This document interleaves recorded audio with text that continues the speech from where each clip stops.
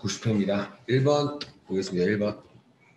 재무제표의 항목의 표시와 분류에 대한 설명 중 틀린 것은?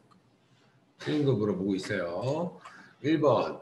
일반 기업회계 기준에 의하여 재무제표의 항목의 표시와 분류의 변경이 요구되는 경우는 일반 기업회계 기준 이렇게 나왔지만 이런 것들은 그냥 모든 대한민국의 기업들의 기준, 규칙이라 뜻이에요. 그냥.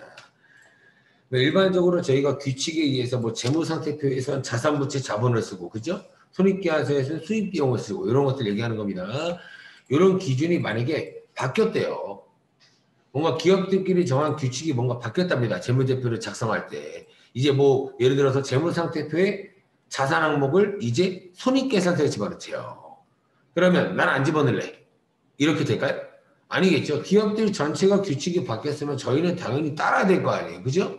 그래서 변경이 요구되는 경우에는 재무제표 표시와 분류를 변경할 수 있다. 맞는 표현이겠죠. 저희가 세법 따르듯이 똑같은 겁니다. 그 다음에 2번. 원칙적으로 재무제표의 기간별 비교 가능성을 제고하기 위해, 제고한다는 게 높인다는 뜻이잖아요. 여러분들. 그죠? 여러분들 일반적으로 전년도랑 올해랑 그 회사의 장부를 확인할 때 작성과 표시하는 방법이 두 개가 만약에 다르면 비교하기가 쉬울까요? 어려울까요? 어렵겠죠. 그렇죠? 뭔가 작년이랑 올해랑 작성하는 방법이 똑같아야지 딱 비교하기 편할 거 아니에요. 맞아요. 그래서 비교하기 편하게 재무제표와 표시와 분류는 맥이 동일해야 한다. 맞는 표현이겠죠. 그렇죠? 도 맞는 표현이고요. 3번. 단기 재무제표 항목의 표시나 분류 방법이 변경되더라도 전기 항목은 재분류하지 않는다. 맞을까요? 틀릴까요? 얘가 땡이겠죠. 방금도 얘기했잖아요. 비교 가능성을 높이기 위해서 장부를 표시하는 방법이 맨날 똑같아야 돼요? 달라야 돼요? 똑같아야 되죠. 이번에 만약에 표시하는 방법이 달라지면 전기 재무제표도 똑같이 바꿔줘야죠. 그렇죠? 3번이 그냥 틀린 말입니다. 이런 것들 한 번씩 읽어보시면 돼요. 아시겠죠? 막 푸는 문제는 아니니까. 그 다음에 2번. 뭐 2번 문제는 뭐 쉽네요. 무형자산을 인식하기 위한 요건이 아닌 거. 1, 2, 3, 4번 중에 처음 들어보는 말이 뭐예요? 1번. 뭐 이런 말 없습니다. 권리의 법적 집행 가능성 이게 무슨 말이에요? 그렇죠? 일반적으로 2번. 기업의 통제가 뭐예요? 내가 만약에 특허를 하나 내면 다른 사람이 내가 냈다고 그거 물건을 사고 팔면 돼야 안 돼요? 안 되죠. 내 특허권인데. 맞아요. 그런 권리를 침해하면 안 된다라고 해서 기업의 통제 가능성이 있어야 되고 그 다음에 내가 특허를 만들었다라는 식별이 가능해야 되고 특허를 만들면 미래에 돈을 벌어야 써요. 돈을 벌려고 특허를 냈을 거 아니에요. 그죠? 그래서 미래 경제적 효익이 있어야 된다. 이 세 가지의 조건을 충족해야만 우리 회사의 무형자산을 인식하는 겁니다. 아시겠죠? 그 다음에 3번. 이 문제가 잘 나와요. 3번 문제가. 이 문제가 정말 잘 나옵니다.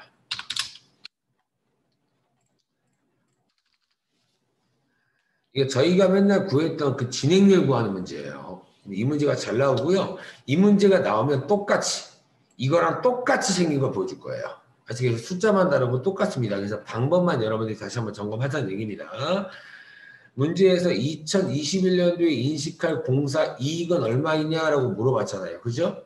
그럼 봤을 때 여러분들 제가 공사를 끝내면 돈을 총 얼마 받을 거래요? 1억 5천이죠? 그렇죠? 이거 계약 금액이라고 좀 줬지만 좀 계약 금액이라는 말보다는 그냥 제 생각에는 뭐 도급 금액 이렇게 바꿔줘야지 맞는 겁니다. 공사가 끝났을 때 공사가 진행이 끝났을 때 받을 수 있는 돈 이게 도급 금액으로 보여주는 게 조금 더 맞다라고 생각합니다. 그럼 봤을 때 공사 뭐 신축 관련 원가 자료는 다음과 같다. 원가라는 건 돈을 썼다는 얘기죠. 19년도, 20년도, 21년도에 이렇게 뭐 돈을 쓰고 있나 봐요. 그죠? 그럼 봤을 때 문제에서 21년도 요때를 물어보고 있네요. 요때 공사이익 얼마냐 이걸 물어보고 있습니다. 그러면 항상 요때 19년도에 작업 진행률이 100%일까요? 아니겠죠. 여기도 뭔가 작업 진행이 완료가 안 됐으니까 여기 공사를 계속 하고 있을 거 아니에요. 그죠? 그래서 각 매 사업연도의 작업 진행률을 구해줘야 되는 겁니다. 몇 퍼센트만큼 진행이 됐나. 되나요?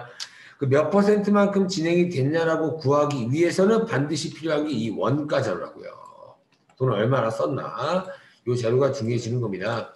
그럼 봤을 때 19년도, 20년도, 21년도가 되어 있는데 여러분들 19년도 거 구할 필요 있을까 없을까요? 없는 겁니다. 왜요? 작업 진행률은 여러분들 내년이 되면 빵 프로로 다시 시작해요? 누적돼요?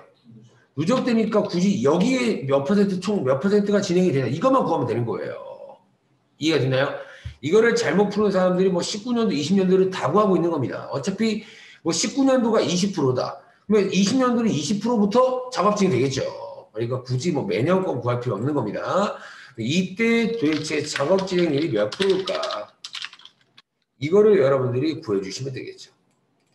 이거 이때 작업 진행이 몇 프로일까? 이거를 구해주시면 됩니다. 그럼 봤을 때 여러분 19년도에 돈 얼마 썼대요? 공사비? 2천인 거예요. 공사비. 그렇죠? 단기 공사비 2천. 이렇게 색칠해 놓을게요. 2천. 그리고 보세요. 19년도 밑에 추가 소용 추정원가라고 되어 있죠. 그렇죠? 이거를 더할 필요는 전혀 없는 겁니다. 왜요? 19년, 20년도 실제 공사비가 나왔으니까. 그렇죠? 실제 공사비가 나왔는데 뭐하러 추정한 금액으로 계산을 하겠어요. 그죠? 그러면 요거도 총 공사비가 될 거고 지금까지 한 거. 그렇죠? 여러분들 공사 대금 청구액 이거는 관련이 있을까 없을까요? 여러분 이름 자체가 공사 대금 청구액이에요. 무슨 말이에요? 공사하려면 돈이 필요할 거 아니에요. 이 돈 청구할 거다라는 뜻입니다. 아무 관련 없는 내용이에요. 됐어요? 그럼 봤을 때 보시면 19년도에 공사비를 2천 쓸 거고 20년도에 공사비를 5,200 썼잖아요. 그렇죠? 근데 여러분들 이 19년도 20년도에 공사로 하면 공사가 끝나요? 더 해야 돼요. 더 해야 되니까 2021년도가 있을 거 아니에요. 그죠? 근데 보니까 19년도 공사비 2천 여기다 써놓을게요. 2019년도 공사비 2천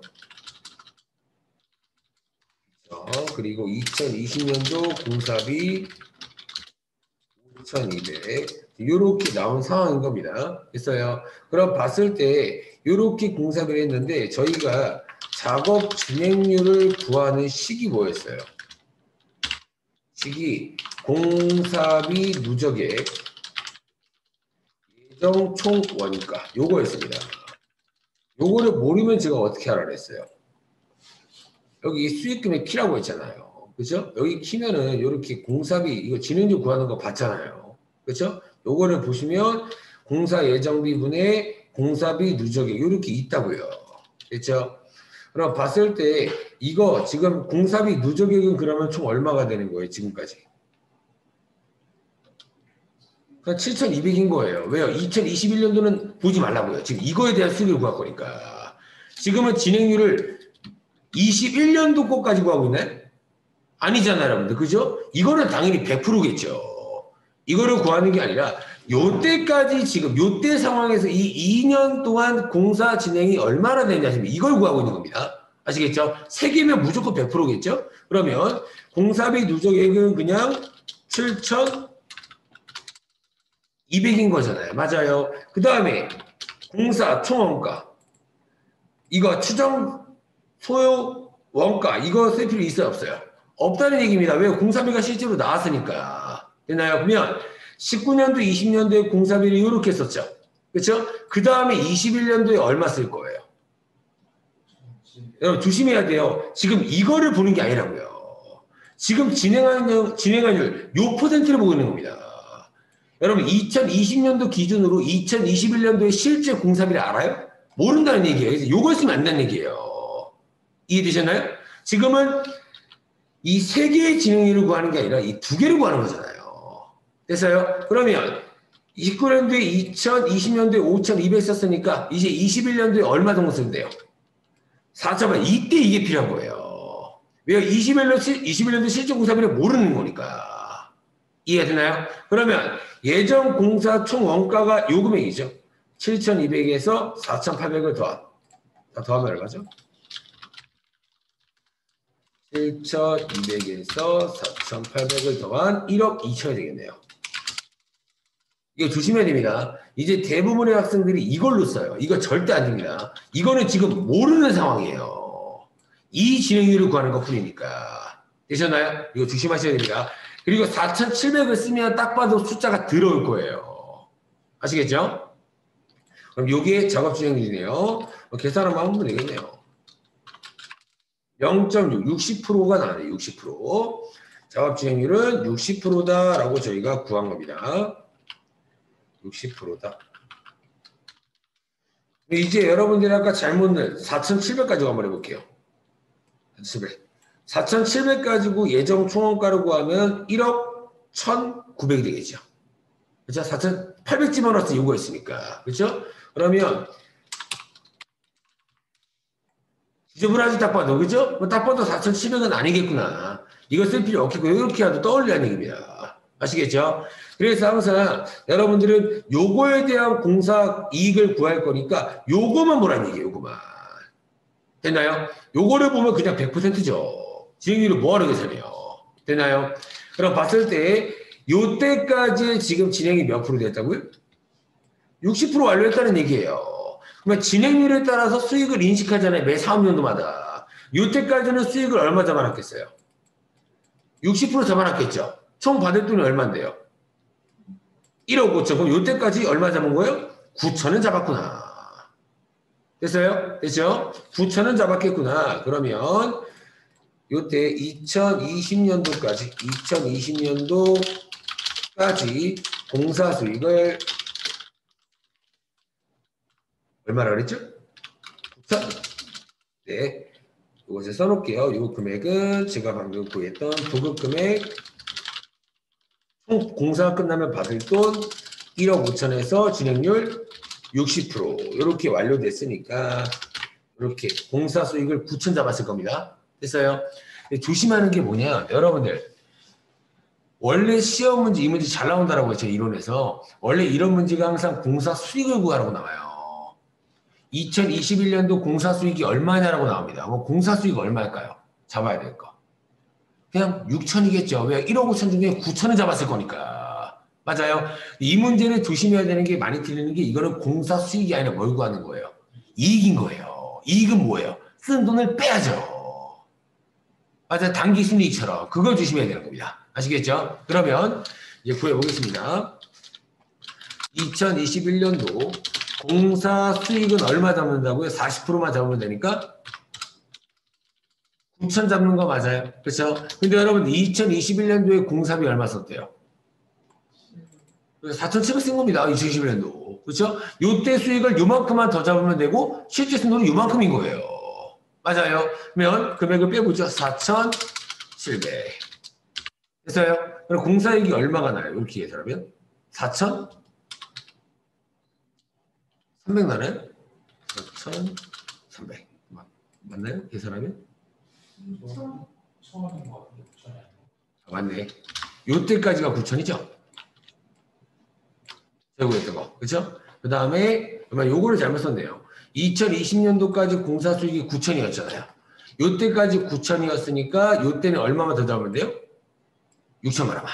총 1억 5천 잡으면 되니까. 맞아요? 6천에다가 4,700 빼면 얼마 나와요? 1,300만 원이 나오거든요. 정답은 3번입니다. 그래서 원래 같으면은 그냥 6천을 구하라 이렇게 문제가 많이 나오는데 이번에는 이익을 구하라고 했기 때문에 2021년도 공사비를 실제로 빼서 계산한 겁니다. 아시겠죠? 문제를 조금 꼼꼼히 보셔야 될 것 같습니다. 정답은 3번.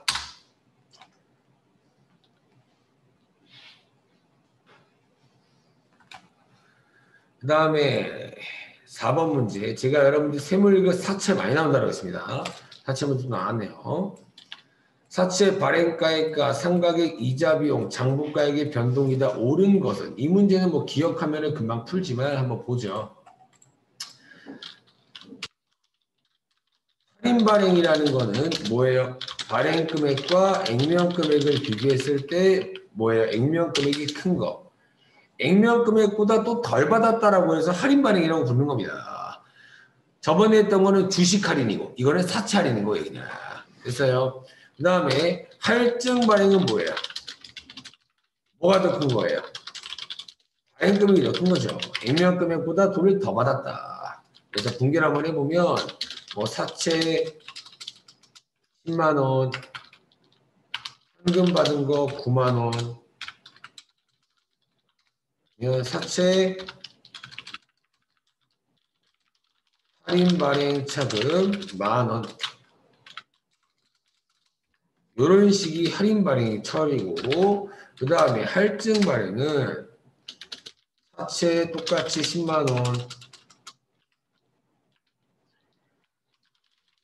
현금으로 받는 게 11만 원. 이러면 사채 할증 발행 차금은 10,000원. 이게 할인 발행과 할증 발행이죠.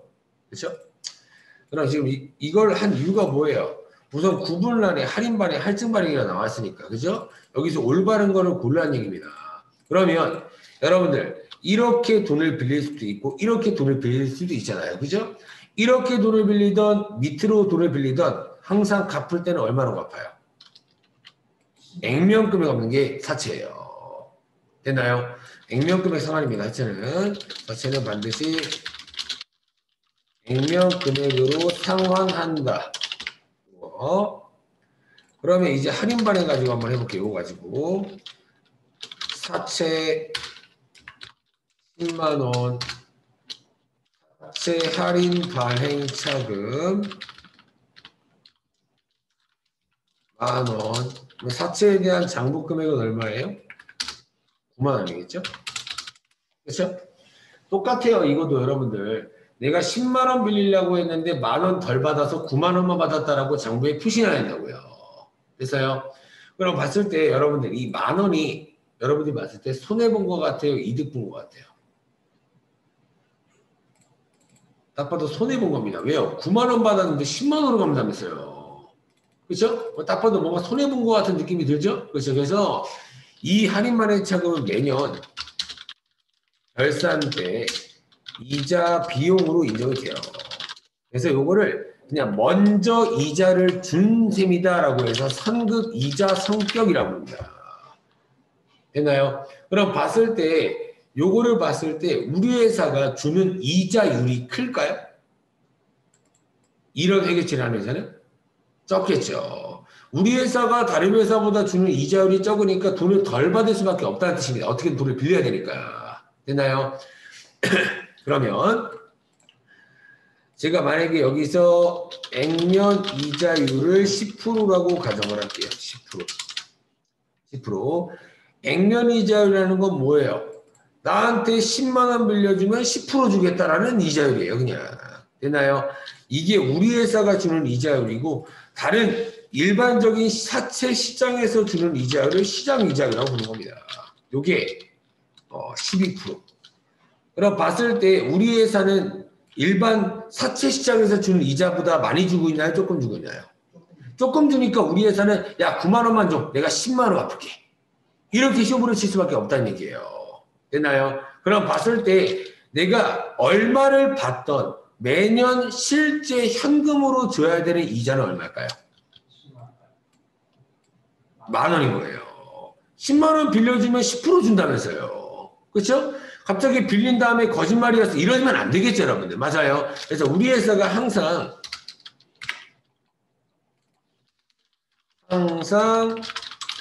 실제로 지급해야 하는 이자를 액면 이자라고 불러요. 액면 이자. 이게 액면 금액 곱하기 액면 이자율이겠죠. 그래서 방금 했던 10만 원 곱하기 몇 프로예요? 10%. 이게 실제 주겠다는 이자입니다. 제가 여러분들한테 저 10만 원 빌려주면 10% 줄게요. 이러면 제가 여러분들한테 얼마 줘야 돼? 이자. 10,000원 줘야 될 거 아니에요? 이게 그냥 액면 이자예요. 이름만 바꾼 것 뿐이지. 되나요? 그러면 매년 액면 이자 얼마 준다고요? 저희 회사는? 10만 원에 10%니까 10,000원 주는 거 맞아요? 이 10,000원만큼 이자 비용이에요? 이자 수익이에요? 당연히 비용이겠죠. 우리 회사가 주는 건데. 맞아요. 그러면 우선 이자 비용 10만 원으로 이렇게 잡힐 거 아니에요. 그죠? 근데 실제로 주는 이자 비용이 10,000원인데 제가 어떤 금액도 결산 때 비용으로 인정받는다고 했어요. 할인만의 차금. 그래서 얘도 비용 인정받아요. 그러면 10만 원의 이자 비용이 더 커질까요? 적어질까요? 더 커지겠지. 여기서 플러스 알파로 비용 더 인정받을 거니까. 맞아요. 그래서 플러스 알파로 사채 할인 발행 차금. 그러면 여러분들 이 10,000원은 계속 매년 결산 때 이자 비용으로 인정을 받는다라고 했잖아요. 그죠? 이 금액은 점점 할인 발행 차금은 점점 사라져야 될까요? 더 증가돼야 될까요? 네, 비용 인정받으니까 사라져야 되는 겁니다. 그 사라진다는 표현을 여기서도 상각이라고 표현한다고요. 이해시나요? 그래서 매년 결산 때 상각하여 이자 비용으로 처리한다. 이렇게 처리해요, 원래. 됐나요? 그러면 할인 발행 자금 상각하는 금액까지 합치면 최소한 10,000원보다는 커요, 적어요? 크겠죠? 상각에까지 플러스 되니까. 맞아요. 그럼 요거도 한번 보세요, 요거. 할증 발행 차금은 요거 이득 본 것 같아요? 손해 본 것 같아요? 그렇죠? 11만 원 받았는데 10만 원으로 갚으면 뭔가 이득 보는 것 같잖아요, 여러분들. 그죠? 근데 얘를 이득 본 것 같으면 원래 이자 수익으로 처리할 거 아니에요, 또 반대로. 근데 이자 수익으로 처리하는데 얘는 무조건 뭐는 줘야 돼요? 액면 이자는 무조건 준다고요. 돈을 더 받던 덜 받던 약속했으니까. 됐나요? 그러면 보세요. 또 이자 비용 10,000원 줄 거고 이건 무조건 줘야 되는 겁니다. 약속했으니까. 그러면 대변에 또 이 10,000원이 뭘로 잡힌다고 결산 때? 이자 수익. 그럼 대변에 이자 수익 이렇게 잡는 분기 봤나요? 못 봤잖아요, 여러분들. 그렇죠? 그래서 어떻게 하냐면 야 이자 수익, 이자 비용 둘 다 처리하지 말고 뭐 어떻게 하는 게 좀 좋아요? 상계 처리하는 겁니다, 그냥. 수익을 따로 잡을 바에 비용을 늘리면 돼요, 줄이면 돼요? 비용을 줄여야죠. 수익을 보세요. 수익을 100원 잡을 바에, 1,000원 잡을 바에 그냥 비용을 9,000원만 잡으러 가는 겁니다. 효과는 똑같잖아요. 단기순이익 효과는. 되나요? 그래서 이 할증 발행 차금이 생길 때는 이자 수익이 잡는 게 아니라 이자 비용 10,000원에서 요렇게 사채 할증 발행 차금 상각액이 요렇게 줄어드는 거예요. 그럼 할증 발행 차금 할 때는 무조건 이자 비용이 10,000원보다 커요, 적어요? 무조건 적은 겁니다. 되나요? 수익 1,000원 잡을 바에 비용 1,000원 줄이는 게 낫겠죠, 여러분들. 둘 다 이렇게 처리하는 겁니다. 됐나요? 그러면 할인 발행 차금은 이자 비용이 커지고 할증 발행 차금은 이자 비용이 줄어드는 겁니다. 됐어요? 그것만 봤을 때 이자 비용 이거부터 보자고요, 한번. 할인 발행 매년 감소해요, 할인 발행은? 그렇죠. 매년 이자 플러스 알파 된다라고 했잖아요, 여러분들. 맞아요. 그러면 1번은 우선 땡이네요, 땡. 맞아요. 뭐 할인 발행 또 뭐죠? 매년 증가. 얘는 맞네요, 이거. 맞아요. 이건 맞죠? 할증 발행은 이자 비용이 증가된다라고 했어요, 감소된다고 했어요. 그렇죠. 뭔가 이득 본 것 같으니까 수익을 잡을 바에 비용을 줄인다. 그러면은 우선 2, 3, 4번으로 우선 줄인 거예요. 이해가 되나요? 그럼 또 보죠. 여러분들 제가 이거 할인 발행 차금을 상각할 때마다 이 금액 할인 발행 차금 10,000원이 점점 커진다라고 했어요? 줄어든다라고 했어요? 줄어든다. 그래서 만기가 되면 빵원이 돼요. 다 이자 비용 인정받을 거니까. 되나요? 근데 만기가 되기 전에 갑자기 제가 돈이 생겨가지고 갚을 수 있죠. 그게 조기 상환인 거예요. 됐나요? 그럼 봤을 때 이게 점점 줄어드는 거 맞죠? 할인 발행 차금이? 됐어요? 그럼 보죠. 할인 발행 차금 이 금액이 점점 줄어들어서 얼마가 된다고요? 빵원. 그럼 이 장부 금액은 만기가 되면 얼마가 될까요? 10만 원 그대로 나오고 있죠. 맞아요. 뺄 게 없는데. 맞아요. 그러면 할인 발행 차금일 때는 장부 금액이 매년 어떻게 되는 거예요? 증가. 감소라고 했으니까 얘도 땡이네요. 맞아요. 얘가 항상 이렇게 만기가 되면 빵원이 되고 장부 금액은 항상 이렇게 10만 원으로 그대로 나온다고요. 익명금액 그대로. 그래서 이 금액으로 갚는 겁니다. 됐어요? 그러면 할증 발행 차금은요? 장부 금액이 매년 증가될까요? 감소될까요? 감소죠? 장부 금액이 원래 11만 원 잡혔다가 10만 원으로 될 거 아니에요. 맞아요. 그래서 장부 금액 하지 말에 매년 감소. 그럼 정답은 4번. 이렇게 찾는 거예요. 됐나요? 2번은 감소라면 증가라고 돼 있잖아요. 그럼 얘 틀렸겠죠. 장부 금액이 11만 원이었다가 왜 더 커져요? 이상하잖아요. 그렇죠? 그래서 정답은 4번이 되는 겁니다. 이것도 한번 써드리면 이렇게 할증 발행차금 10,000원 이렇게 잡혀서 장부 금액이 원래 11만 원이었다가 이렇게 점점 사라져서 10만 원. 장부 금액 감소되겠죠. 돈을 덜 받던 더 받던 결국에 장부 금액은 무슨 금액이 되는 거예요? 액면 금액이 그대로 되는 겁니다. 되나요? 이런 내용들입니다. 그래서 정답은 4번이 될 거예요. 그 다음에 5번. 5번 문제도 회계 변경 나왔습니다. 회계 변경. 어제 했던 거 추정 정책의 변경. 제가 여러분들 정책의 변경을 소급한다라고 했어요. 전진한다라고 그랬어요. 정책의 변경. 소급. 정책의 변경은 조금 뭔가 방법들을 변경하는 거여서 전기 재무제표부터 뜯어 고친다라고 했잖아요. 그죠? 그걸 소급이라고 하고 추정의 변경은요? 전진. 그러니까 추정치만 바꾸는 거기 때문에 굳이 전년도 장부를 뜯지 말고 올해부터 그냥 개시일부터 바꾸면 된다고요. 됐나요? 그 정도만 알고 있으면 정답 1번 보세요. 추정의 변경은 소급하여 처리하나요?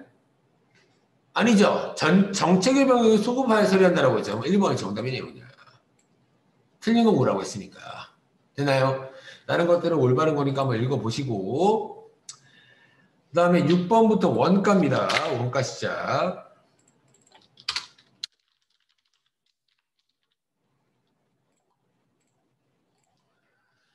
원가 행태에 따른 원가 분류에 대한 설명 중 잘못된 것은 이 원가 행태라는 단어를 잘 모르시는 분들이 있는데 여러분들 제가 만약에 그냥 가정할게요. 제가 제품을 100개 만들 때가 있고 제품을 1000개 만들 때가 있대요. 되나요? 그러면 제품을 100개 만들 때 재료 몇 개 사와야 돼요? 그렇죠? 재료 몇 개요? 100개 사와야지 100개 만들 거 아니에요. 그죠? 제품 1000개 만들 때 재료 몇 개 사와야 돼요? 1000개. 맞아요. 그러면 지금 이걸 봤을 때 제품을 생산량이 증가할수록 쓰는 돈이 커질까요? 적어질까요? 쓰는 돈. 커지겠죠. 그죠? 100개 사올 때보다는 1000개 사올 때가 돈을 더 많이 쓸 거 아니에요. 그죠? 제품의 생산량이 증가할수록 원가가 쓴 돈이죠? 원가도 증가한다. 맞아요. 이런 것들이 변동비예요. 그래서 공장에서 그런 많은 쓰는 돈들이 있지만 이런 식으로 한번 생산량에 따라서 그 쓰는 돈이 어떻게 바뀌나 이런 것들을 원가 행태에 따른 분류라고 한다고요. 되나요? 원가 행태에 따른 분류 또는 조업도에 따른 분류 부르는 말이 좀 많습니다. 아시겠죠? 그러면 여러분들 제품을 이렇게 또 생산해요. 100개, 1000개. 이렇게 생산하는데 우리 회사는 공장이기 때문에 화재보험료를 반드시 들어야 됩니다. 100개 만들 때랑 1000개 만들 때면 화재보험료 금액이 달라지나요? 그거 안 변하잖아요. 그런 것들이 고정비예요, 그냥. 여러분들도 일상생활하면서 월급 들어오면 나 고정비 이만큼 나가네 이런 얘기 하잖아요. 그게 그냥 고정비 성격인 겁니다. 그래서 공장에서 쓰는 돈들을 그냥 이렇게 한번 분류를 걸 해본 거예요. 분류. 한번 나눠보자. 해본 겁니다. 그래서요. 그럼 봐보죠. 1번. 원가 행태란 조업도 수준의 변동에 따라서 양상을 변화하는 원가 발생액의 변동 양상을 말한다. 완전 정확한 표현이네요. 그렇죠? 조업도가 뭐라고요? 생산량이라고요. 생산량에 따라서 쓰는 돈이 어떻게 되나? 이거 원가 행태에 따른 걸로 맞는 표현이잖아요. 그죠? 1번은 맞는 말이고 2번. 조업도가 증가 또는 감소함에 따라서 단위당 원가는 증가 또는 감소한다. 여러분들, 그죠? 틀렸죠? 여러분들, 보세요. 제품 100개 만들 때 재료 몇 개 사올 거라고요? 100개. 그러니까 제품 1000개 만들 때는 재료값 1000개 사올 거죠. 그렇죠? 그러면 단위당 원가를 나눠버리세요. 한번 나눠보세요. 그러면 한 개당 단위당 원가가 다른가요? 똑같잖아요, 여러분들. 맞아요? 한 개 만들면 한 개 들고, 2개 만들면 2개 드니까. 맞아요. 왜 변동비의 단위당 원가, 단위당 변동 원가는 증가 또는 감소한다가 아니라 뭐예요? 일정하다가 맞는 표현이겠죠. 일정하다가 맞는 표현입니다. 일정하다.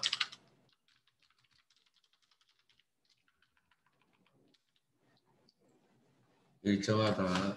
이런 거 쓰기 어려운 거 막 해결급대 내용이지만 조금 쓸데없는 문제이긴 합니다. 이거 막 기억해야 되니까. 하지만 뭐 시험 문제 나오니까 여러분들이 어느 정도는 조금 기억을 해 주셔야 됩니다. 이거.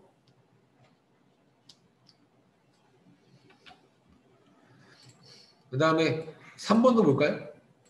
4번부터 볼게요. 조업도가 나오면 그냥 생산량이라고 생각하세요.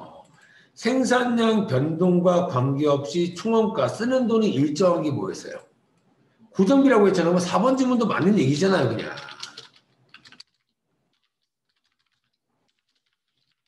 맞아요. 그렇죠? 여러분들 일 많이 한다고 고정비가 안 나가요? 일 많이 해도 적게 해도 고정비는 나가잖아요. 여러분들. 그죠? 뭐 고정비 맞잖아요. 그냥. 그렇게 생각하는 거예요. 간단하게. 그냥 3번 볼게요. 3번. 특정 범위의 조업도 내에서는 총원가가 일정하지만 조업도가 특정 범위를 벗어나면 일정인 만큼 증가 또는 감소하는 원가를 준고정 원가라고 부른다라고 되어 있습니다. 이런 말이 조금 여러분들이 좀 귀찮으실 텐데 이렇게 한번 해보세요. 제가 만약에 그냥 이해만 하세요. 이해만.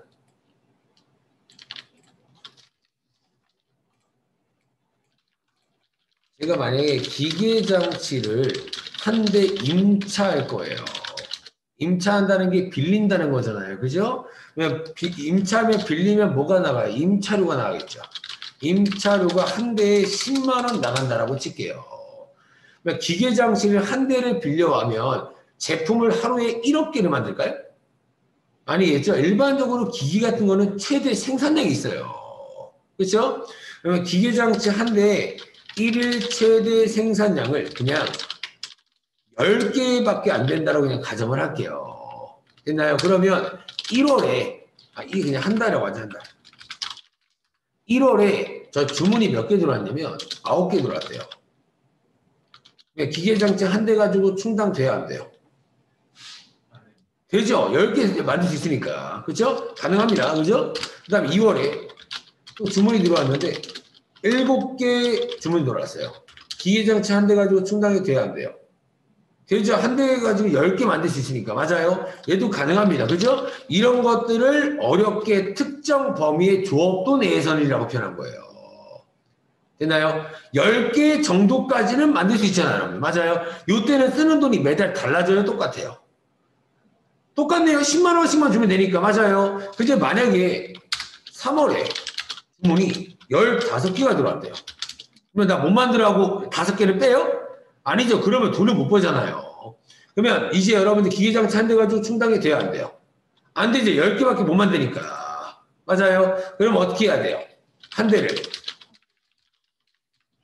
추가 임차해야 되는 겁니다. 맞아요. 그 추가 임차료 얼마 들어요? 10만 원 또 들겠죠. 맞아요. 그러면 여러분들 쓰는 돈이 총 얼마가 되는 거예요? 이제 20만 원 되겠죠. 맞아요. 그래서 10개 정도까지는 쓰는 돈이 일정하지만 이 생산량의 범위를 벗어나면 저희가 지금 범위 쓴 건 몇 개예요? 10개라고요. 10개 벗어났죠? 그러면 쓰는 돈이 어떻게 됐어요? 커졌죠? 그래서 일정인 만큼 증가 또는 감소하는 거를 준고정원가라고 부르는 겁니다. 그래서 여기까지는 고정원가, 여기부터는 변동원가. 됐나요, 여러분들? 그래서 이런 얘기예요. 됐죠? 이거 여러분들, 이거 지금 20만 원 쓰고 있죠? 그러니까 무조건 매번 20만 원 써요? 아니죠. 또 주문이 뭐 7개만 들어오면 한 대는 반납하겠죠. 뭐 감소할 수도 있겠네요, 쓰는 돈이.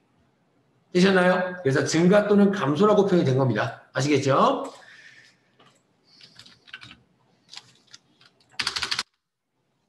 다음에 7번.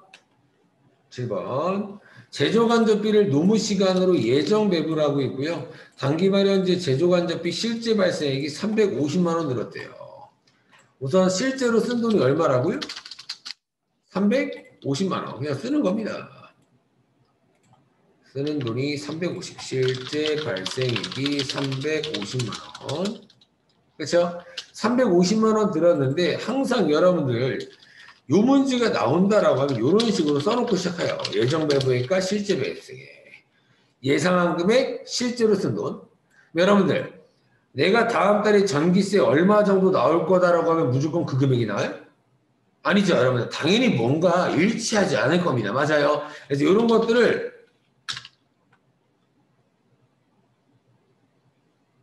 요걸로 할게요, 그냥. 요거. 일치하지 않겠죠, 여러분들. 실제 발생이니까 예상액이. 맞아요. 이런 것들을 뭐라 불러요? 배부 차이라고 본다고요. 차이 난다. 됐어요? 그럼 봤을 때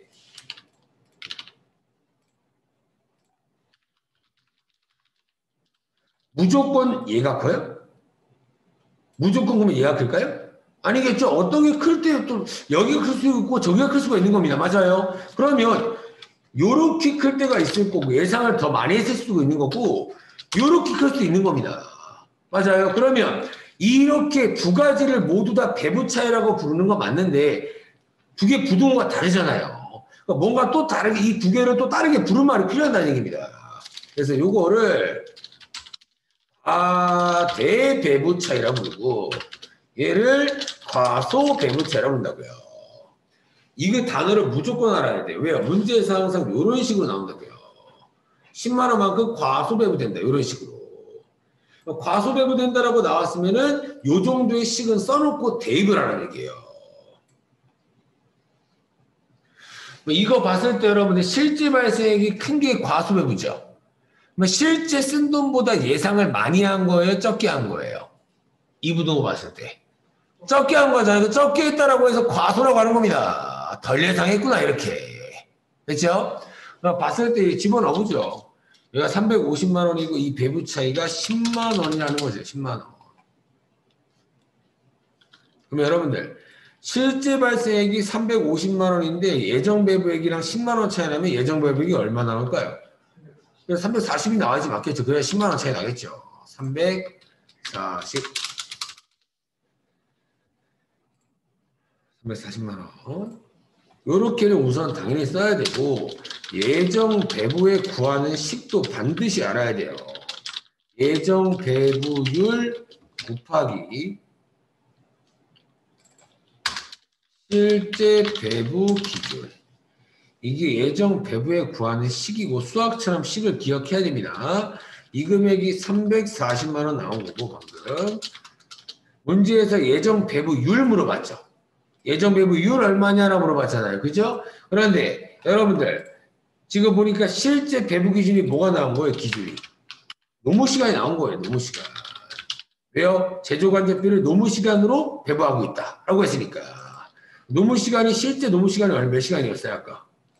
4만 시간. 대입만 하면 돼요. 식만 기억하시면. 4만 시간이구나. 그럼 요거 이제 나눠버리면 예정 배부율 나오겠죠. 그렇죠? 계산해보면 340만 원 나누기 4만 시간 하면 시간당 85원 정도의 노무비가 드는구나. 이렇게 예상을 한 거예요. 그래서 예정 배부율이 시간당 85원. 정답 몇 번이에요? 1번이에요. 1번. 됐죠? 이 식 웬만하면 기억하세요. 잘 나오니까. 솔직히 여러분 이런 거 말로 나오는 문제들 여러분들 이런 거를 차라리 기억하는 게 더 어렵고 이 식 기억하는 게 훨씬 쉬운 거예요. 아시겠죠? 그래서 뭐 다른 것도 맞추면 좋겠지만 이 정도 식은 잘 나오니까 좀 식 정도는 기억을 하고 계시는 게 좋을 것 같습니다. 네, 8번.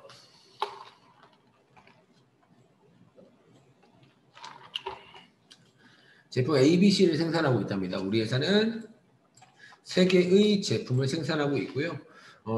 생산할 때 결합 원가라는 게 있대요. 결합 원가라는 건 뭐냐면 여러분들 ABC 만약에 이렇게 생각하세요. 내가 결합 원가가 이거 정말 쉬운 문제예요. 풀어보면 결합 원가가 이 문제 잘 나옵니다. 결합 원가가 지금 얼마라고 돼 있어요? 35만 원. 일반적으로 여러분들 공장에서는 이렇게 ABC 3개의 제품을 만들 때 아무 상관없는 제품을 3개를 만들진 않아요. 일반적으로. 재료를 이렇게 사오잖아요. 재료를 사오면 뭔가 이 재료 가지고 만들 수 있는 3개의 제품을 동시에 만드는 회사가 많아요. 만약에 이게 아무 상관없는 제품이면 얘 재료 또 저기 가서 사와야 되고 얘도 저기 가서 사와야 되고 얘도 저기 가서 사와야 되잖아요. 뭐 귀찮잖아요. 그렇죠? 그래서 일반적으로 이렇게 결합한거라는 건 이 ABC라는 제품을 만들기 위해서 공통으로 쓰였다. 이 말이에요. 그냥 결합되어 있다라는 뜻입니다. 그러니까 지금 결합되어 있는 게 35만 원이잖아요. 그죠? 항상 돈을 쓰면 어디다 집어넣어야 돼요? 제품의 원가에 집어넣어야 되는 겁니다. 그래 원가에 싹 다 집어넣어야 그만큼 내가 뭔가 이익 남겨서 시가를 정하겠죠. 그러면 A 제품과 B 제품과 C 제품을 만들잖아요. 그죠? A 제품 몇 개 만들었대요? 200개 만들었고요. 200개. B는 150개 만들었고 C는 300개 만들었대요. 300개. 그죠? 그러면 이 35만 원을 반드시 A, B, C에 얼마씩 배분하는 걸 해야 되는 겁니다. 그냥 뿌린다라고 생각해 나눈다. 그러면 얘를 나눌 때 그냥 야, 얘 10, 얘 10, 얘 15 이렇게 막 정할 수는 없다는 얘기예요. 되나요? 그럼 봤을 때 여러분들 일반적으로 요 생산량 개수만 보면 어디에 더 많이 배분하는 게 맞는 것 같아요? C죠. 뭔가 공통적으로 만든 재료가 35만 원인데 뭔가 C를 제일 만들었어요. 근데 생각해보세요. A가 하나에 10,000원짜리고 C는 하나에 100원짜리래요. 그냥 재료가 많이 들어갔을까요? 100원에 판다는 거 자체가 엄청 조그만 거, 그러니까 사소한 거잖아요, 여러분들. 그죠? 그러니까 굳이 여기에 300개라고 해서 무조건 여기에 많이 만드는 건, 많이 배부하는 건 아니라는 얘기예요. 됐나요? 그래서 이 배부하는 방법을 이렇게 정한 겁니다. 자, 이거 배부할 때 순실현 가치법으로 배부해보자. 이렇게 순실현 가치법. 요거로 나온 겁니다. 순실현 가치라는 건 뭐냐? 요거예요. 총 판매 가치가 나와 있죠. 그렇죠? 200개 만들어서 판매 가치 이렇게 계산했답니다. 생산량에다가 판매 단가를 곱해서 이 금액이래요. 200개고 하나당 얼마에 팔 거 아니에요. 그죠? 그래서 이게 35만 원에 팔 겁니다. 여기다가 200개를 35만 원에 판매할 거고, 판매. 그 다음에 이 B제품은 얼마에 판매한대요? 40. C제품은 50에 판매할 거예요. 그렇죠? 그러면 지금 이 금액이 판매 가치 금액이죠. 다 팔았을 때 내가 벌 수 있는 돈. 맞아요. 그래서 이 문제 말고도 또 나올 수 있는 게 뭐냐면 판매 가치법도 있어요. 뭐냐면 지금 판매 가치가 가장 큰 게 뭐예요? C죠. 그럼 판매 가치가 가장 큰 C한테 많이 배부하자. 이게 판매 가치법이에요. 근데 이번에는 순실현 가치법이죠. 순실현 가치라는 건 여러분들 여기서 무조건 35만 원만 써가지고 A, B, C의 제품 만드는 게 아닐 거 아니에요. 뭐 따로 추가로 돈이 들 거 아니에요. 그죠? 그래서 그 추가 항공원가가 여기 나와 있습니다. 그러면 여러분들 판매 가치 35만 원에서 추가 항공가 5만 원이 들면 내가 버는 돈은 40만 원이에요? 30만 원밖에 안 되는 거예요? 30만 원이요. 추가로 돈을 쓰는 거니까. 그래서 여기서 추가 항공가를 빼는 겁니다. 여기도 똑같이 가공원가, 여기도 가공원가. 여기 금액은 5만 원. 여기 금액은 10만 원 늘었고요, 추가로. 여기 금액은 또 10만 원 늘었대요. 여기 빼버리면 30만 원 나오고, 여기 빼버리도 30만 원 나오고, 여기 빼버리면 얼마 나와요? 40만 원 나오네요. 그렇죠? 이렇게 해도 순실현 가치가 누가 가장 커요? C가 가장 크죠. 그러니까 C한테 결국에 많이 배부하는 게 맞는 거예요. 그러면 그냥 35만 원을 순실현 가치 3대 3대 4로 배부하자. 이거예요, 그냥. 되나요? 이 문제에 나오면 똑같이 나옵니다. 아시겠죠? 그러면 어떻게 계산하면 돼요? 문제에서 C한테 배부할 거 물어봤습니다. C한테. 그러면 계산할 때 어떻게 하면 35만 원 곱하기 10분의 4. 이렇게 하면 되겠죠. 그렇죠? 3대 3대 4니까 총 10 중에 4. 이렇게 계산하면 얼마 나와요? 금액이 14만 원 나오거든요. 계산기를 두들겨 보면 35만 원 곱하기 4 이게 14만 원 나옵니다. 그러면 C한테 14만 원 배부하자. C에게 14만 원 배부하자. 이렇게 구한 겁니다. 됐죠? 얘네들은요. 배부하는 금액이 다를까요? 똑같을까요? 똑같겠죠. 순수가 똑같으니까. 나머지 금액 가지고 얘네한테 반 배부하면 되는 거예요. 됐죠? 정답은 그냥 3번이 되겠네요. 3번. 14만 원. C한테 배부되는 금액을 물어봤으니까.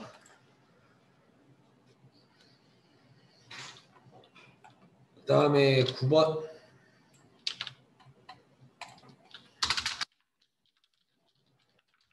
문제에서 생산부서 공장 임차료를 여러분들 지금 나온 것처럼 생산부서 공장 임차료라는 거는 임차료는 제가 아까도 얘기했었죠. 이거 돈 쓰는 거예요? 버는 거예요? 그죠? 임대료가 버는 거. 됐죠? 임차료는 여러분들 원래 생산부서에 대한 임차료는 몇 번대로 잡아야 돼요? 500번대로 잡았잖아요. 그죠? 그럼 봤을 때 이 생산부서의 임차료는 판관비로 회계 처리할 경우로 물어봤습니다. 이거를 실수로 내가 요거를 800번대 임차료로 처리했대요. 임차료 800번대. 이랬다는 얘기죠. 그렇죠? 요렇게 해야 되는데 요렇게 했을 경우에 발생되는 것 중에 틀린 거를 골라보래요. 그렇죠? 여러분 1번 매출원가가 감소한다. 맞을까요? 틀릴까요? 그렇죠? 500번대 비용들이 다 모이면 원가가 된다고 했잖아요. 500번대로 뭔가 10만 원을 잡아야 되는데 이걸 안 잡았다는 것 자체가 원가가 줄어들겠죠. 그래서 1번도 맞는 얘기고 총이익이 증가한다. 매출원가가 감소하니까 총이익은 커지겠죠, 여러분들. 매출액에서 매출원가를 빼면 매출 총이익이 나오는 건데. 맞아요? 1번, 2번은 공통된 지문이에요, 그냥. 아시겠죠? 3번, 단기 총 제조원가가 감소한다. 제가 단기 총 제조원가가 어제 뭐라 그랬어요, 여러분들?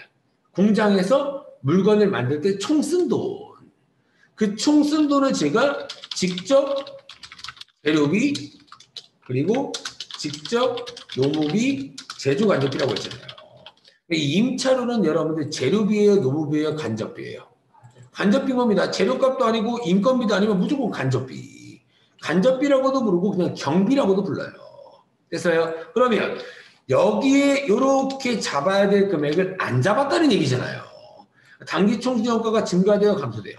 감소되겠죠. 원래 잡아야 되는데 안 잡았으니까. 그럼 정답은 4번이겠죠. 단기 순이익이 감소돼요? 아니죠. 그냥 위에서 뺄 거를 밑에서 뺀 거니까 단기 순이익은 똑같겠네요. 맞아요. 단기 순이익이 감소한다가 아니라 그냥 변동 없다. 이게 맞는 표현이겠죠. 됐죠? 10번 문제는 풀면 너무 오래 걸리니까 이건 웬만하면 그냥 버리세요. 이거 어저께 풀어드린 방법 그 계산식 보시고 푸셔도 되고 그 식 보고 AQ 거 영어 쓴 거 있죠 여러분들 그거를 똑같이 푸시면 되니까 이거 넘기겠습니다. 그 다음에 11번 임원과 직원에 대해서 뭔가 상여금과 퇴직금을 지급한대요.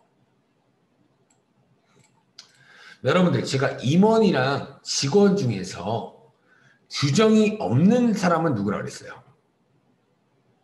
그래서 직원. 여러분들 일반적으로 문제 풀었을 때 임원 상여금 한도 초과액을 써봤죠. 근데 직원 상여금 한도 초과 이런 거 안 써봤잖아요.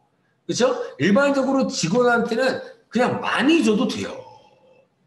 임원한테만 많이 주지 말라는 겁니다. 되나요? 그래서 SK에서도 여러분들 직원들한테 막 1000몇백 프로 줬다라고 했잖아요. 그렇죠? 그 회사는 원래 규정이 상여금을 1000몇백 프로 주자는 규정이었을까요? 아니요. 돈 많이 벌었으니까 준 겁니다. 임원 빼고. 되나요? 그러면 문제에서 뭔가 필요한 세무조정으로 해요. 세무조정 연습하는 겁니다. 문제. 우선 임원에 대한 처분을 할 거니까 소수처분은 뭐가 나와야 돼요? 상여가 나오겠죠? 그래서 4개가 다 상여가 뭔가 나온 거예요. 그럼 봤을 때 직원에 대한 규정이 있어요? 없어요? 없다라고 했죠. 직원은 많이 줘도 돼요. 한도보다. 그래서 직원은 그냥 바로 빼버리는 겁니다. 보자마자. 괜히 복잡해 보이니까. 그냥 상여금 볼게요. 상여금. 임원 상여금 3천만 원 줬죠. 한도가 얼마래요? 1000만 원만큼 더 줬네요. 송금불사를 잡아야 되는 거 맞죠? 그 다음에 퇴직금, 임원의 퇴직금 1억인데 얼마 줬대요? 1억 줬는데 9천이 한도죠. 또 얼마 넘었어요? 또 1000만 원 넘었죠. 그러면 정답은 2천만 원이겠죠. 그냥 이렇게 풀면 끝이에요. 이렇게 됐나요? 문제에서 그러면 송금불산이 되는 게 총 얼마? 여기서 1000, 여기서 1000이니까 2천만 원만큼 상여 이렇게 처분하면 끝이겠죠. 이거 세무적 연습입니다. 그 다음에 12번 세법상 내국법인에 대한 소득금액과 과세표준 계산에 대한 설명 중 틀린 거. 법인세 과세표준은 사업연도 소득금액에서 이비소를 공제한다. 맞죠? 소득금액 이비소 뺐잖아요. 이거 모르면 법인세 과세표준 및 세액규정 계산서 켜보면 되겠죠? 그래서 1번은 뭐 맞는 얘기고 2번 이런 지문이 조금 어렵죠. 막 퍼센테이지 나오니까. 그럼 봤을 때 19년도 1월 1일 이후부터 개시하는 사업연도부터는 이월결수금에 대한 공제는 각 사무의 소득의 80% 한도라고 되어 있죠. 보세요. 어떤 내용이냐? 보세요. 일반 기업과 중소기업은 나옵니다. 일반 기업과 중소기업, 대기업과 중소기업 이렇게 생각해도 돼요. 그럼 봤을 때 일반 기업이 2020년도 때 결손금이 500원 났다라고 칠게요. 돈을 번 거예요, 못 번 거예요? 못 번 거죠, 결손금 자체가. 그죠? 2021년도에 이제 소득 금액이 얼마 났냐면 1,000원 났다라고 칠게요. 이렇게 하죠. 여기도 500원 났다라고 치겠습니다. 됐나요? 그럼 여러분 방금 소득금액에서 이 비소를 공제하자라고 방금 했잖아요. 그죠? 2021년도 때 소득금액 500원에서 똑같이 이 비소를 공제할 겁니다. 그래서 2월 결손금, 비과세소득, 그리고 소득공제 계산해가지고 뭐가 나와요? 과세표준이 나오겠죠? 그렇죠? 그럼 봤을 때 지금 결손금 얘기하고 있잖아요. 결손금 얼마 있었어요? 500원 있었죠. 그렇죠? 그래서 이 작년의 결손금을 넘긴다라는 걸 이월 결손금이라고 부르는 거고 넘기면 어떤 효과가 나요? 여기다가 500원 이렇게 빼지잖아요. 이 회사의 과세 표준은 얼마가 되는 거예요? 빵원. 맞아요. 근데 이렇게 계산되는 건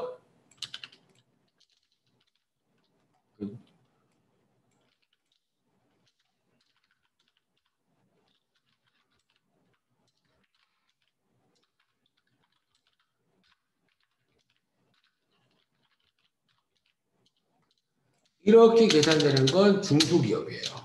저희 프로그램이 중소기업이잖아요. 그죠? 이렇게 계산되는 건 중소기업입니다.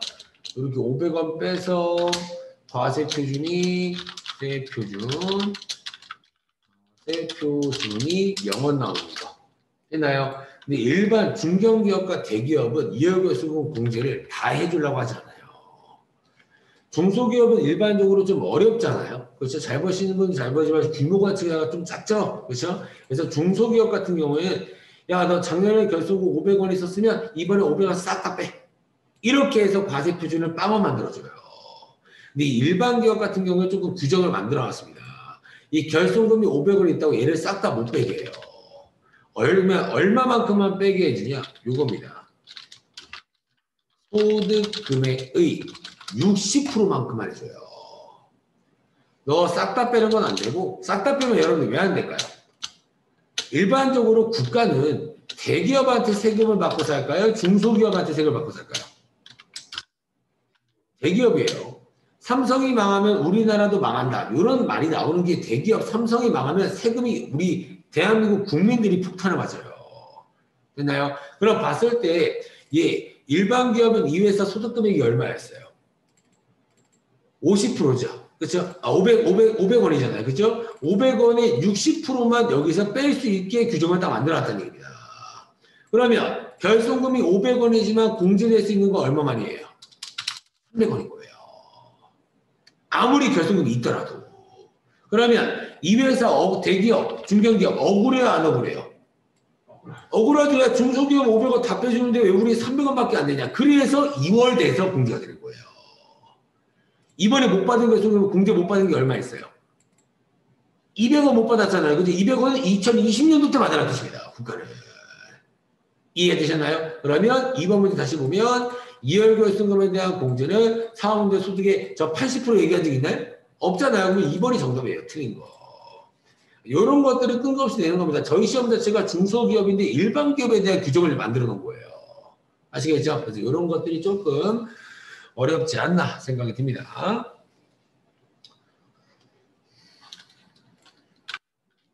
요거도 나가볼까요? 요거도 그다음 봐보시면 13번. 과세 표준을 계산할 때 공제되지 않는 비과세 소득과 소득공제액이라고 되어 있죠. 비과세 소득과 소득공제를 이번에 못 써먹었대요. 여러분들 저한테 비과세 소득과 소득공제 2월 된다는 말 들어봤나요? 2월 결손금밖에 안 했잖아요, 여러분들. 이런 것들은 올해 못 받으면 끝이에요. 쉽게 생각하세요, 여러분들. 쉽게 생각해 보면 여러분들 소득세법에서 소득공제가 대표적으로 카드 사용액이에요.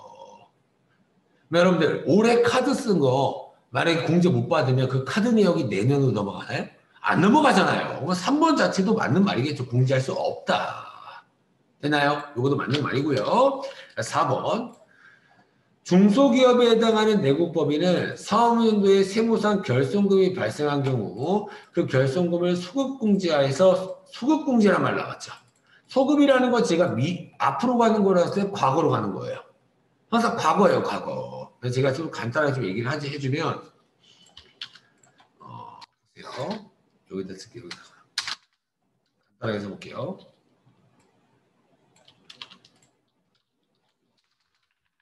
2020년도에 이번에 2020년도에 소득 금액이 500원 있었대요. 됐죠? 그리고 2021년도에 결손금이 500원 있답니다. 그러면 지금 소득 금액이 500원에다가 뭐 세금 냈을 거 아니에요. 그죠? 이거 법인세 얼마 냈었냐면 50원 냈었다라고 그냥 가정할게요. 저 계산해가지고. 그러면 이때 법인세 50원 이미 내고 이제 2021년도 계산하려고 보니까 결손금이 500원입니다. 원래 여러분들 이 결손금은 언제 써먹어요? 원래 2022년도 가서 또 소득금액에서 또 빼주겠죠. 맞아요, 여러분들. 근데 우리 회사는 야, 나 결손금 내년으로 넘겨서 이런 식으로 원래 공제가 되잖아요. 그렇죠? 근데 내가 만약에 당장 지금 돈이 급하답니다. 당장. 그러면 국가는 이 중소기업만 또 어떤 혜택을 줬냐면 중소기업만 혜택 준 겁니다.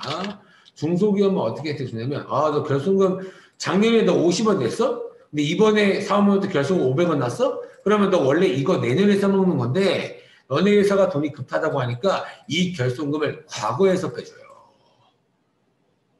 그러면 과거에서 이렇게 결손금, 지금 미래로 간 게 아니라 과거로 돌아간 겁니다. 이거 소급 적용한다 표현하는 거예요. 결손금 얼마 빼줘요? 500원. 맞아요. 그럼 이 회사도 과세 표준 얼마로 바뀌어요? 이제 과세 표준 빵원으로 바뀌는 거 맞아요. 근데 일반적으로 이래요. 제가 이제 사업자들 설명할 때 결손금 500원 가지고 작년으로 넘겨서 뺄 수 있어요 라고 얘기를 해요. 근데 대표적으로 사장님들이 뭐라고 하냐면 그게 무슨 말이에요? 이미 세금 냈는데 이렇게 얘기를 해요. 과거로 넘겨서 빵원만 만들면 뭐 이미 세금을 냈으니까 2021년 될 거 아니에요. 그죠? 그러면 이때 지금 결손금을 과거로 이렇게 500원 뺐죠. 과세 표준이 빵원 나왔으면 원래는 세금 내는 거예요? 안 내도 되는 거예요? 원래 안 내도 되는 거죠. 그래서 원래 냈던 50원을 환급해줘요. 이해되시나요? 돈이 급하면 이렇게 할 수 있다는 얘기예요. 이해되시나요? 무슨 기업만 낸다고요? 중소기업. 그래서 세무상 결손금이 발생한 경우 그 결손금을 과거에서 공제해서 직전에 냈던 법인세를 환급받을 수 있다. 맞는 얘기죠. 됐나요? 이런 것들을 소급공제라고 해준 겁니다. 정답은 2번. 이걸 말로 나오는 문제가 어려운 거예요. 말로 나오는 문제가. 네, 그죠? 13번. 소득세법상 기타 소득의 과세 방법이 다른 것은? 이라고 되어 있습니다. 기타 소득의 과세 방법이라는 말 자체가 조금 그렇잖아요. 그죠? 세금을 어떻게 낼 거냐 뜻이에요. 기타 소득이 있는 소득자는 자가 세금을 어떤 방법으로 납부할 거냐 이걸 물어보는 겁니다. 그러니까 대표적으로 일용직 근로자는 일당을 받으면 세금 신고 따로 해야 안 해요? 안 하죠. 그것도 여러분들 세금 방법의 한 가지인 거예요. 되나요? 그래서 이 기타 소득의 과세 세금을 낼 수 있는 방법이 대표적으로 세 가지예요. 무조건 종합과세, 그리고 선택적 분리과세, 그리고 무조건 분리가 없으니까 이 두 개만. 무조건 종합과세, 선택적 분리과세. 무조건 종합과세라는 건 뭐예요? 무조건 종합소득으로 계산해서 5월에 종합소득세를 신고해라 따로. 이 말인 게 무조건 종합과세예요. 나 분리해서 과세 끝냈는데 안 된다는 얘기예요. 되나요? 일용직 근로소득은 여러분들 종합과세예요? 아니죠. 세금 신고 안 하니까 그거는 분리해서 이미 과세를 끝낸 겁니다. 이미 나 분리해서 세금 냈으니까 더 이상 나한테 묻지 마. 이게 분리과세예요. 되나요? 일반적으로 일당을 계속 뜨시는 분들은 세금 신고해야 안 해요. 안 하는 겁니다. 되나요? 그러니까 선택적 분리과세는 뭔가 내가 분리과세나 또는 종합과세를 선택할 수 있다는 뜻이에요. 납세자가. 일반적으로 기타 소득에 대한 원천징수 세율이 20%예요. 뭐 그런 것들은 외울 필요까지는 없습니다. 그러면 내가 이 소득을 벌었을 때 20% 떼인 다음에 내가 그냥 끝내는 게 낫나? 아니면 내가 다른 소득이랑 합산해가지고 세율 계산하니까 20%가 안 나온대요. 굳이 20% 떼는 게 좋을까요? 안 좋겠죠. 만약에 지금 기타 소득을 벌으면서 세금을 떼려고 보니까 20%예요. 근데 이거는 내가 다른 소득이랑 합산해서 세금을 계산하니까 6%밖에 안 나온답니다. 6% 내는 게 훨씬 좋겠죠. 그거를 납세자가 선택할 수 있다는 뜻이에요. 되나요? 근데 이 선택할 때는 조건이 있어요. 무조건 모든 사람이 다 되는 게 아닙니다. 기타 소득에서 기타 소득을 벌기 위해서 또 쓰는 돈이 있을 거 아니에요. 그런 것들을 여기서는 필요경비라고 부릅니다. 필요경비. 이만큼 썼다. 그리고 기타 소득 필요경비 말고도 뭐가 있어요? 필요경비율이라는 게 있다고요. 일반적으로 필요경비율이라는 건 뭐냐면 만약에 김연아 선수가 이제 막 피겨스케이트 지금 안 하시지만 옛날에 막 해가지고 만약에 상금을 많이 받았어요. 그 사람은 상금을 받기 위해서 쓴 돈을 다 계산할까요? 일반적으로 안 하잖아요. 그렇죠? 그럴 때는 필요경비율이라는 퍼센테이지만큼 빼주겠다. 이런 의미예요. 되나요? 이렇게 계산해서 뭐가 나오는 거예요? 기타 소득 금액이 산출되는 겁니다. 되나요? 그래서 필요경비랑 필요경비율 중에 만약에 김연아 선수가 제 매니저가 저 지금까지 훈련비 같은 거 다 계산해놨어요. 이렇게 할 수 있잖아요. 그죠? 그러면 무조건 퍼센테이지 빼는 게 좋을까요? 아니겠죠. 진짜 쓴 돈이 더 많을 수도 있잖아요. 그래서 둘 중에 큰 금액을 뺀다고. 큰 금액. 되나요? 그러면 이 선택적 분리과세를 할 수 있는 소득자는 누구냐? 기타 소득 금액이 100만 원 후반부터 100만 원 이하인 사람. 이 사람들만 선택이 가능한 겁니다. 이게 선택적 분리과세예요. 이 구간에 금액이 있는 사람들만 분리과세나 종합과세를 선택할 수가 있습니다. 선택. 그럼 봤을 때 지금 그러면 이 1번부터 4번까지 무조건 종합과세나 선택적 분리과세를 발라내라는 얘기예요. 여러분들 이 4개 한번 봐보세요. 4개 한번 봐보면 여러분들 분리과세. 분리해서 세금을 낼 수 없는 건 뭘까요? 뇌물인 거예요.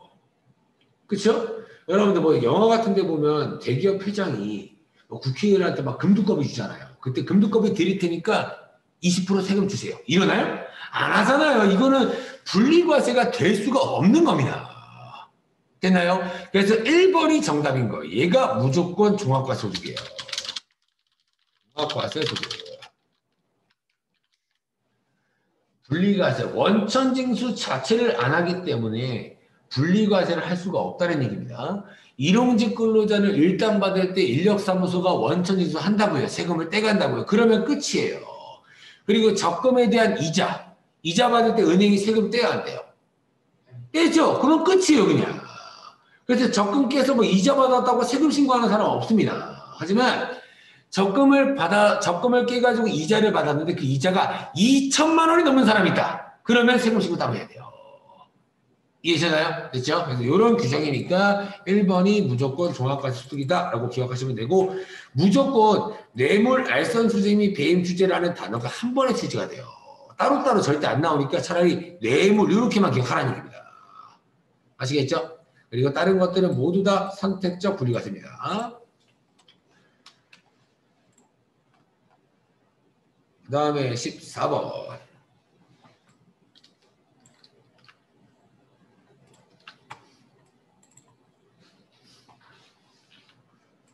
다음 중 소득세법상 종합소득 공제에 관한 설명 중 옳지 않은 것은 무엇이냐라고 물어봤네요. 종합소득 공제가 대표적으로 뭐가 있어요? 크게 분류를 하면 종합소득 공제는 두 가지예요. 두 가지. 부양가족 입력해봤죠. 그게 인적공제예요. 되나요? 그리고 두 번째가 체크카드, 신용카드 사용을 써봤죠. 그게 물적공제입니다. 이 두 가지를 물어보는 거예요. 그냥. 되나요? 이런 것들을 모르면 어떻게 하면 돼요? 연말정산 켜보면 됩니다. 이렇게. 연말정산 켜보면 이렇게. 여기 보시면 이 소득금액에서 뭐가 들어가 있어요? 종합소득 아무나 불러올게요. 그냥. 뭐가 있어요? 종합소득 뭐라고 되어 있어요? 공제라고 되어 있는 거 보여요? 그렇죠? 종합소득 공제라고 되어 있고 처음에 뭐가 있어요? 부양가족이 있잖아요. 인적공제 맞죠? 그 다음에 쭉 내려보면 뭐가 있어요? 뭐 신용카드 이런 거 있죠. 신용카드. 이런 것들이 다 물적공제입니다. 여기 다 합쳐서 종합소득공제. 됐어요? 이런 것들을 지금 물어보는 상황입니다. 그래서 1번 기본공제 대상자 판정에 있어서 배우자와 부양가족의 해당 과세기간의 소득금액을 종합퇴직 양도소득금액을 포함한다. 맞아요? 틀려요? 네, 맞죠? 대표적으로 여러분이 기본공제가 가능하려면 부양가족의 소득 조건을 보잖아요. 그죠? 이 소득 조건이 종합소득금액과 퇴직소득금액과 양도소득금액 다 합쳐서 얼마 이하여야 돼요? 100만 원 이하여야 된다. 이렇게 풀었잖아. 이거 자체가 요 소득금액을 포함해서 기본공제 판정하는 거 맞겠죠? 그렇죠? 1번은 맞는 말이고. 그렇죠? 그러면 여러분들 이 금액만으로 판정해요? 아니라고 여러분들. 이걸 잘 모르시는 분들이 있는데 제가 만약에 연봉만 있는 사람입니다. 연봉만. 일반 근로자죠? 연봉만 있는 사람이면 종합소득금액이 있나요? 없는 거예요. 맞아요? 연봉만 있는 게 연말정 사람이 되지 종합소득 신고를 왜 해요? 되나요? 그래서 요 기본 조건 다음에 혹시나 연봉, 총급여만 있는 사람이 많잖아요, 우리나라에. 그러면 총급여만 있는 사람도 뭔가 규정이 있어야 된다는 얘기입니다. 이해가 되셨나요? 요 규정을 기본 토대로 야, 이 금액, 종합소득금액, 퇴직소득금액, 양도소득금액 없는 사람 있잖아. 야, 이자만 받는 사람 있잖아. 이렇게 규정을 따로 만들 수밖에 없다는 얘기예요. 그래서 총급여 500만 원 이하 이런 것들을 기억을 한 겁니다. 소득별로 조건을 만들어 놓은 거라 생각하시면 돼요. 되나요? 그 다음 2번 거주자 및 배우자의 형제자매는 기본공제에 포함될 수 있으나 형제자매의 배우자는 기본공제 대상에 포함하지 않는다. 맞아요? 틀려요? 여러분들 이게 문제가 말장난이 심한 건데 여러분들 보세요. 제가 누나가 있어요. 제 누나 부양가족에 낄 수 있어요? 없어요? 형제가 입력하면 저희 누나 남편 끼나요? 안 끼잖아요. 얼마나 멀어요. 남인데 그 말이에요. 그냥 이번 문제는. 형제자매는 포함하나 형제자매 배우자를 왜 포함해요? 2번도 맞는 질문이겠죠. 그냥. 맞나요? 말장난인 거 보이죠? 3번 배우자가 없는 거주자가 있답니다. 그러면은 뭐예요? 한부모예요. 한부모. 그렇죠? 한부모. 배우자가 없는 거주자로서 종합소득 금액이 3천만 원을 초과하는 경우에는 한부모 추가공제를 적용할 수 없다. 얘가 틀렸네요.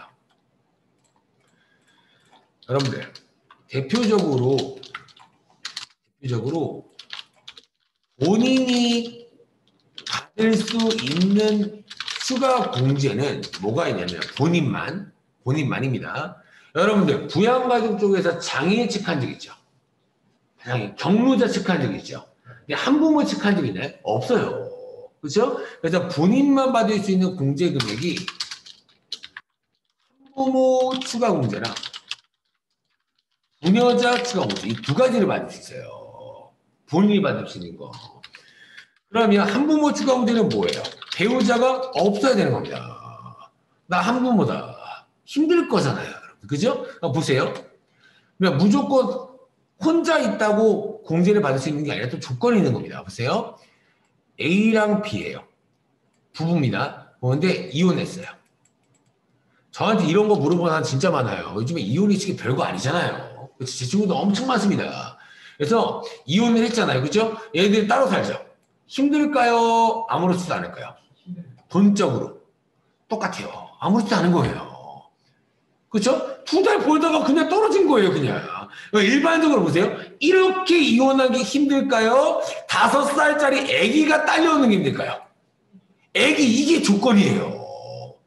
둘이 벌다가 떨어지는 건 아닐 바 아닙니다. 그냥 이혼하고 끝이에요. 근데 자녀가 있다라고 이제 힘들 거 아니에요. 그래야 한부모 추가 공제 주는 거예요. 이해되시나요? 그래서 제가 써드릴게요. 한부모 배우자도 없어야 되고 자녀가 있어야 되는 겁니다. 그래야 진짜 힘들겠죠. 그래서 100만 원이나 공제를 해주는 거예요.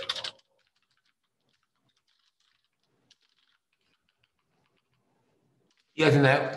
부녀자. 부녀자는 누가 받을 수 있는 거예요? 여성인 근로자. 여러분 여성인 근로자인데 여성이 연봉 5억이래요. 힘들까요? 그 가정이? 얼마나 순탄하겠어요. 연봉 5억을 버는 마누라가 있으면. 부녀자 추가 공제도 여자가 돈을 조금 벌어야지만 해주는 겁니다. 그게 종합소득금액 3천만 원 이하예요. 근데 여러분들 또 무조건 여성인 근로자가 무조건 종합소득금액이 있나요? 아니죠. 그냥 연봉만 있는 사람이 또 있을 거 아니에요. 그래서 저희 시험은 종합소득금액 3천만 원 이하보다는 연봉 얼마다라고 더 많이 나와요. 그래서 총 급여가 4,120만 원 이하입니다. 이런 식으로.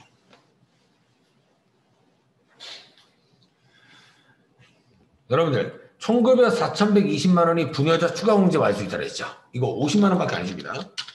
50만 원. 여러분들 이게 웃긴 거예요. 여러분들 이 기본공제의 조건은 총급이 얼마나 했어요? 기본공제 500만 원 이하. 이 연봉 500만 원 이하인 사람이 누가 있어요? 직장인이. 그러니까 그냥 안 해준다는 겁니다. 150만 원 혜택을. 일반적으로 소득 조건도 있지만 무슨 조건도 있어요? 나이 조건도 있죠. 몇 세? 20세 이하 그리고 60세 이상. 이분들 일반적으로 돈을 버는 나이예요? 쉴 나이예요? 쉴 나이죠. 그래서 일반적으로 이 사람들만 해주겠다는 규정이에요. 그냥. 되나요? 30대 뭐 일반적으로 이 사람들은 돈을 거의 안 벌잖아. 고등학생이나 이렇게 경로자분들은. 그죠? 그래서 총급여 500만 원 이하의 사람은 없습니다. 일반적으로 일을 안 하는 사람들이에요. 이해가 되나요? 딱 봐도 기본공제가 되려면은 500만 원 이하로 벌어야 되는데 추가공제 50만 원 더 받으려면 4,120만 원 이하돼. 이상하잖아요. 금액 차이가. 됐나요? 그러면 3번 다시 보시면 배우자가 없는 거주자는 한부모 추가공제를 받을 수 있어요. 그렇죠? 근데 종합소득금액이 3천만 원 초과하는 경우에 받을 수 없대요. 근데 한부모 규정은 뭐였어요? 자녀가 있어요. 이게 조건이라고요. 종합소득금 3천만 원은 부녀자 추가공제이라고요. 아무 상관없는 얘기입니다. 근데 충분히 제가 봐도 틀릴만 한 문제예요. 뭔가 종합소득금의 3천이라는 단어는 어디선가 뭔가 들었던 것 같은데 그래서 일반적으로 헷갈리는 내용이 많습니다. 이런 문제는. 아시겠죠? 이제부터라도 조금 기억하시면 됩니다. 그 다음에 4번. 인적공제 금액 합계액이 종합소득금액을 초과하는 경우에는 그 공제액은 없는 것으로 한다. 무슨 말이냐면 잠깐 볼까요? 잠깐 보세요. 여러분들 여기 보시면 근로소득금액이 1,175만 원이죠. 예, 여러분들 남보라 아시나요? 남보라? 남보라가 원래 유명했던 게 13남매인가 그래요. 그러면 13남매인 그 부모님 아버지 있죠. 등골 휘어요 펴져요. 쉴 거 아니에요. 그죠? 13남매에다가 한 명당 150만 원 해주면 엄청 많이 해주죠. 그러면 만약 이 금액을 곱해서 그냥 계산해 보면 2천만 원이라고 칠게요. 그냥 인적공제 받을 수 있는 게. 근데 저는 소득 금액이 얼마예요? 1,175만 원이죠. 그럼 2천만 원을 다 받을 수 있어요? 못 받아요? 다 공제 받을 필요 없죠. 그 금액이 2월 될까요? 그냥 잘려요. 맞아요, 여러분들? 그렇죠? 보세요. 보세요. 종합소득 금액이 만약에 200만 원이 돼요. 200만 원입니다. 근데 나는 본인, 배우자 이렇게 둘이 살고 있대요. 한 명당 인적공제 얼마 해줘요? 150만 원 인적공제가 됩니다. 그럼 여러분들 종합소득 금액에서 인적공제 들어갈 때 얼마 들어가요? 원래 150만 원씩이니까? 맞아요? 300만 원 들어갈 필요 있어요, 없어요? 없죠. 얼마만 까면 돼요? 이것만 까면 되잖아요. 그죠? 그러면 저 인적공제 못 받은 금액이 얼마예요? 100만 원 맞아요? 그럼 그냥 끝이에요. 이 100만 원 앞에 내년으로 2월 돼서 공제되는 게 아니라는 얘기입니다. 인적공제 100만 원이 없는 게 맞네요. 그죠? 그러면 문제에서 인적공제 합계액이 소득금액을 넘는 경우에 그 추가액은 없는 것으로 한다. 맞는 얘기네요. 맞아요. 됐죠? 그 다음에 15번. 부가세법상 간이과세자에 대한 설명 중 옳지 않은 것을 물어봤습니다. 1번. 계속사업자인 간이과세자의 과세기간은 1년이며 그 과세기간 종료 후 25일 내에 신고 납부한다. 맞죠, 여러분들? 법인사업자는 과세기간이 몇 개월씩이에요? 3개월. 개인사업자는 6개월, 간이과세는 1년. 항상 신고 납부는 과세기간 끝나고 25일까지잖아요. 내년 1월 25일까지 한다. 맞는 얘기네요. 그렇죠? 2번. 간이과세자의 해당 과세기간에 대한 공급대가가 3천만 원 미만인 경우에는 예정부과 및 신고납부 규정에도 불구하고 납부의무를 면제한다.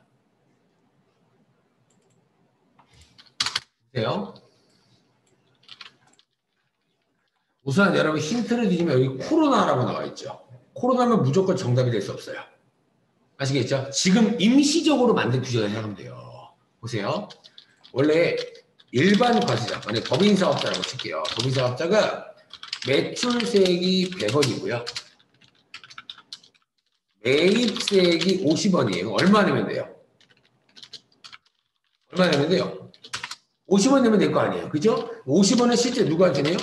국가한테 내겠죠. 이게 법인사업자예요. 근데 간이과세자 같은 경우는 지금처럼 공급대가 금액이, 공급대가는 부가세 포함된 금액입니다.